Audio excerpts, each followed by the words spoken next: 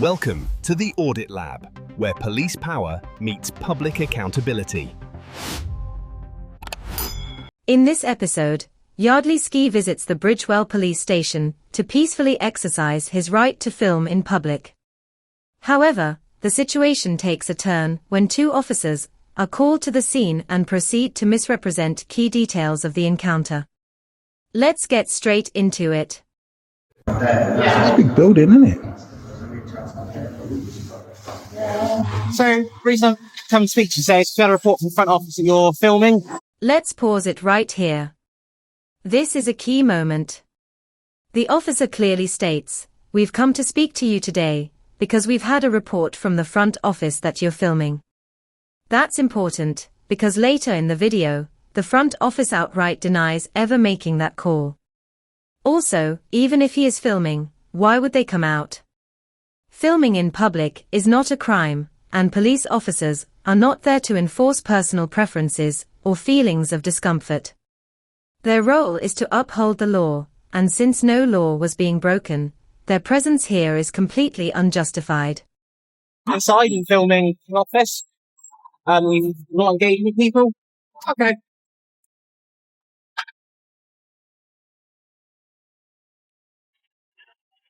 Hi, sir, you alright? Can I help in any way? It's not going to be the most interesting, I'll be honest. This officer says, "This won't be the most interesting filming." On the surface, it might seem like a harmless comment, but there is clearly a condescending tone to it. It comes across as a subtle dig, as if the officer is downplaying what the auditor is doing, almost suggesting it is pointless, or not worth the effort. Just let him film.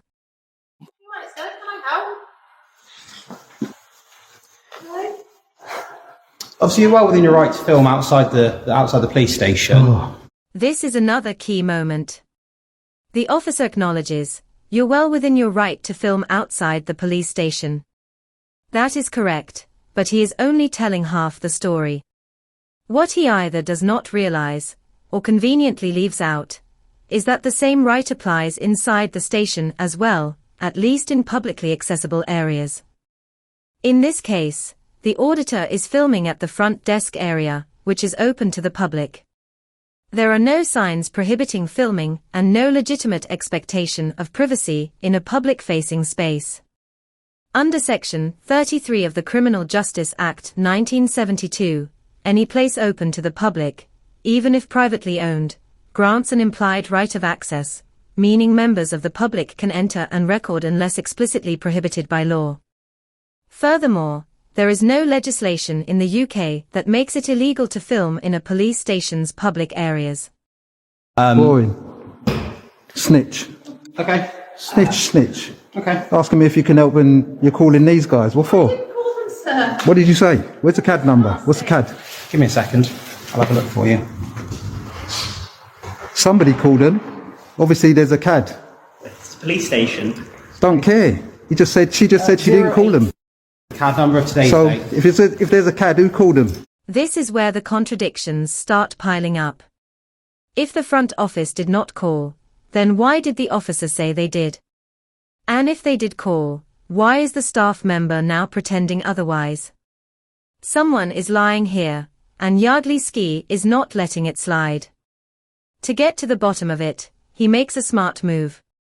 He requests the CAD number for the call-out. This is a crucial step, because every police deployment is logged into the system, meaning there will be a record of exactly who made the call, when it was made, and why officers were sent out. What did you say? Put it somewhere? It is 0.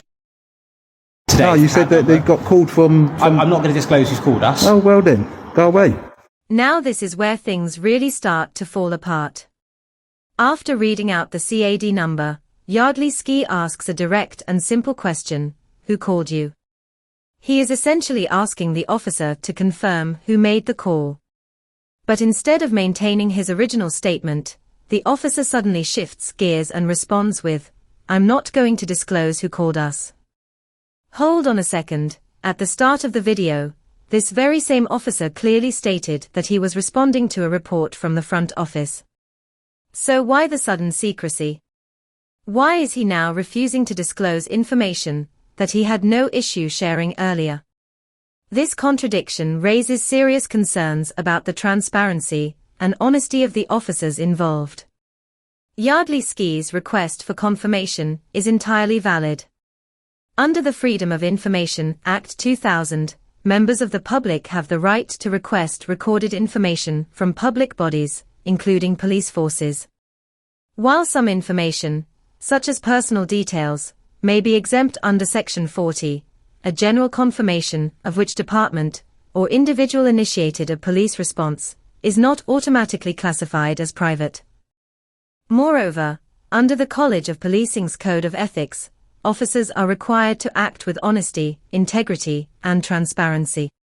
If an officer has already disclosed information publicly, such as stating they were called by the front office, then suddenly backtracking and refusing to confirm it undermines public trust and suggests an attempt to manipulate the narrative. So you had a report from the front office that you're filming inside and filming an office. Well, so you're inside the police station. And? This is private property. No, it's not. Yes, it is. No, it's not. It's a public foyer. Okay. Yeah, so don't lie. And here we go, yet another moment where the officer either misunderstands the law or deliberately misrepresents the facts. A police station in the UK is a public building funded by taxpayers and serves as a place where the public can interact with officers, report crimes, and access police services. While certain areas of a station are restricted, such as custody suites and secure zones, the front desk area is specifically designed for public access. First and foremost, identify yourself. Mine's PC438. My collar number. Attached to where? A police officer for Avon and Somerset. Attached to where? What station? Doesn't matter. It does matter. My collar number's 438. Where are you attached to? Okay. Don't okay me. Where are you attached to? Identify Kenneth yourself. Steele Police Station. Say again? Kenneth Steele Police Station. Okay, and your number as well. 810. Lovely, nice and there for you. Don't be pedantic. And Not being pedantic. What are you supposed to be telling me? And you're filming me? Just ask if you're okay. And you're filming me?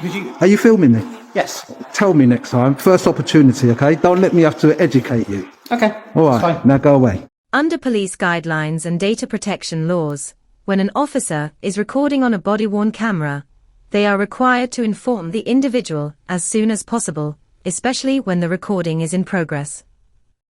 This is reinforced by the College of Policing's body-worn video guidance, which states that officers must make people aware they are being recorded at the earliest opportunity, unless doing so would be unsafe or impractical. In this case, the officer failed to do so until directly questioned. Bye. Off you go. Then don't tell me what to do either. I didn't It's a tell you police what to do. station and I'll remain in here. Okay. Exactly. Cool. That's fine. Trying to be smart. After handling the first officer and prompting him to walk away, Yardley Ski steps outside and presses the other officer for trying to stir the situation. However, instead of backing down, the officer continues to lie. What's all the hassle? Why are you hassling me? Pardon? Why are you hassling me? I'm not hassling you, sir. Yeah, you are. You stopped on the pavement. For what reason? We stopped outside a police station, and sir, just to clarify, on the video, you came up to me. Listen, you stopped on the police station and your colleague Yep. came to address me. And you two together, and yeah? We are, yeah. Well then, so that means you're both hassling me, whether I came in there or not. Why are you hassling me? We're not hassling you, Then why sir. did you come? Why? Yeah, why did you turn up? Police station. So what? Here's another classic example of an officer trying to be clever. When questioned, Yardley Ski asks him directly, "Why did you come?" A fair and reasonable question, considering no crime has been committed.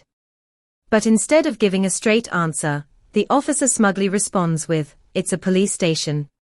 Let's break that down for a second. Yes, it's a police station, but that does not explain why he personally showed up. He arrived in the same car as the other officer, meaning he was specifically called out to this situation. So why not just admit that? Why dance around the question?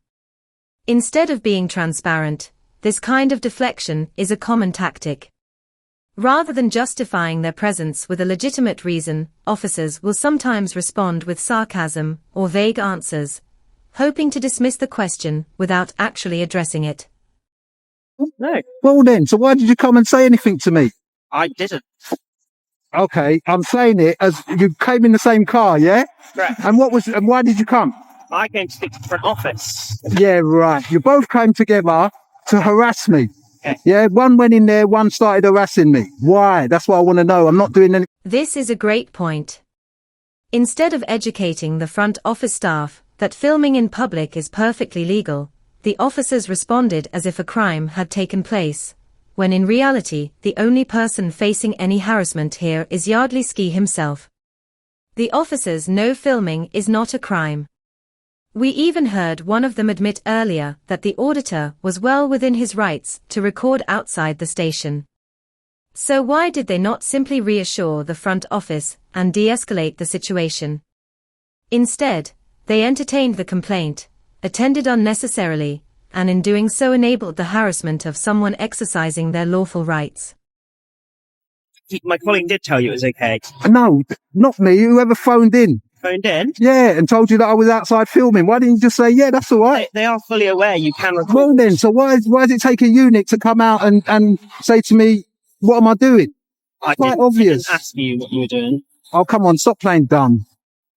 Sir, you are well within your rights. Exactly. So I'm asking, why didn't somebody just turn around and say exactly what you're saying now? And that's the key issue here. If the officer always knew filming was perfectly legal, then why did he not clear it up from the start?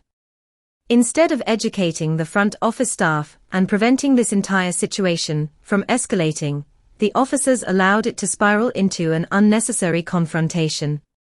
By staying silent when they should have reassured the front office, the officers enabled the situation to escalate, leading to harassment and an unnecessary police response. I don't know, sir. Yeah, but you two could have said that. You could have said, what's he doing? I could have, but I didn't speak to you originally. I went inside to speak to my colleagues at the front desk. No, you're not getting my point, are you? When you got called out on the job and you say, what's he doing? Yeah. And they say he's filming. And you should say, is he breaking the law? But you're not breaking the law. Exactly, I'm not. So Yeah. why have you come to harass me? We haven't in the slightest. Yeah, well, I feel that I'm being harassed because Well, I'm you feel like you're outside being doing harassed. You have- a normal Right. activity. Yeah, what's going on? chat. These lot are harassing me for filming in a you're- public place. You can continue to film. I am filming. I am continuing. You don't need to tell I me. don't understand the issue. Instead of taking responsibility, the officer is pretending not to see the problem.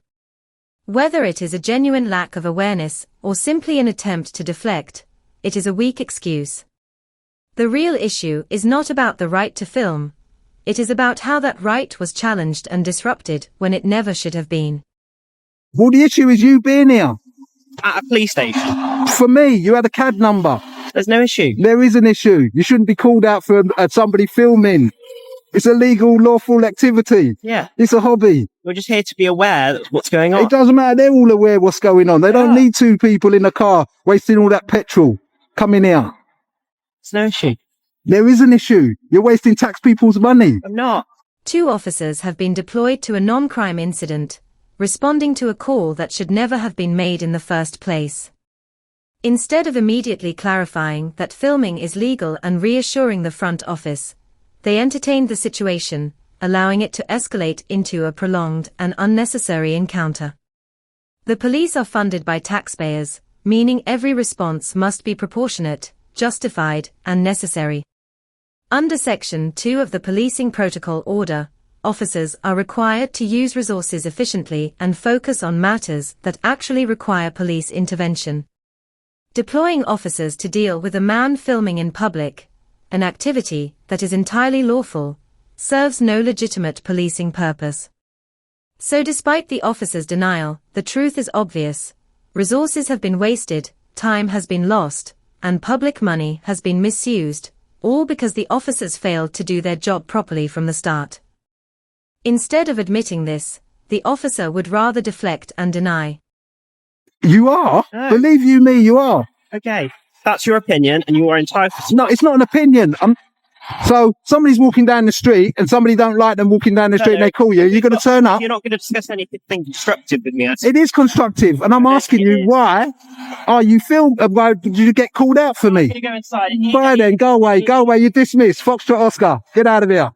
Get in your van, your little car and drive off. Well, thank you. Have a good day, sir. That's all right. Off you go. Good day. And just like that, the two officers drive off. From the very start, this was a complete failure of policing. The front office made a call to the police when no crime had been committed. Instead of simply telling them that filming is legal, the officers entertained the complaint, leading to an unnecessary confrontation. Then came the contradictions. One officer clearly stated he was responding to a call from the front office, but later both the police and staff denied it ever happened. Instead of transparency, we saw deflection, backtracking, and an outright refusal to take accountability.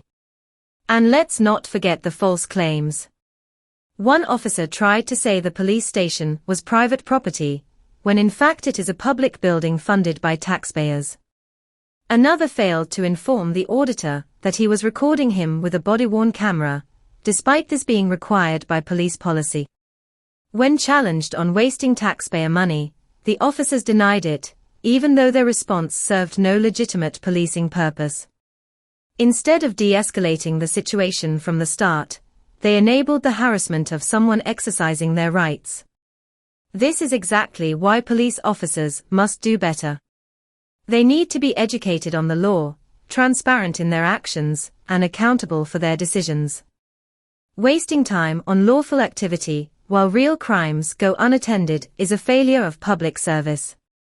This is why audits matter. This is why accountability matters. And this is why the public must continue to challenge bad policing whenever it happens.